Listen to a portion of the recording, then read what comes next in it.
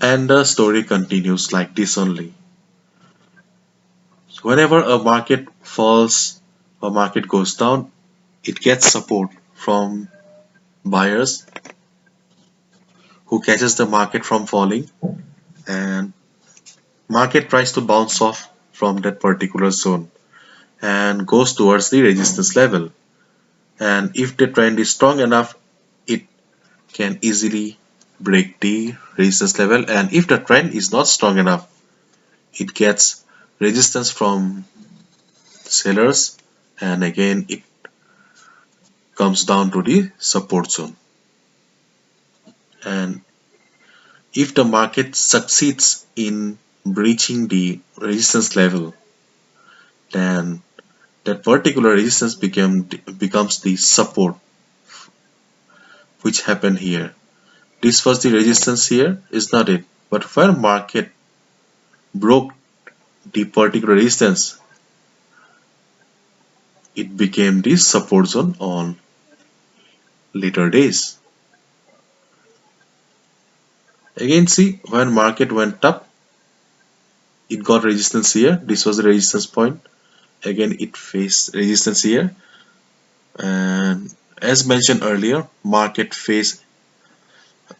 had a good support at this level, as we can see many price rejection. As a result, market went up with good strength and it could break the resistance, and later this particular resistance became the support.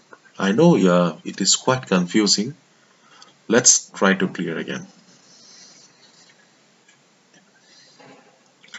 This is a different chart. Market was going up, faced resistance, so it came down. But after reaching this particular point, it got support. So from support zone, it bounced back. So after reaching the resistance level, it saw that okay, my strength is not good enough. So it got slapped by the sellers and they pushed the market downward again. If the trend would have been strong enough, then easily the market would have break this particular resistance level. But the strength was not enough, so market had to go down again. So whenever market reached this particular point, it got the support again and went up. Again took support here, but from this level again, this time market accumulated energy and bounced back. And see, after bouncing back from this level, this time it could break the resistance level, and market succeeded in breaking the level, and this particular resistance level became the support for the market on later days. This is where the resistance becomes support or support becomes the resistance or equals to resistance. So this is how a typical support resistance works in market. It will take time. Um,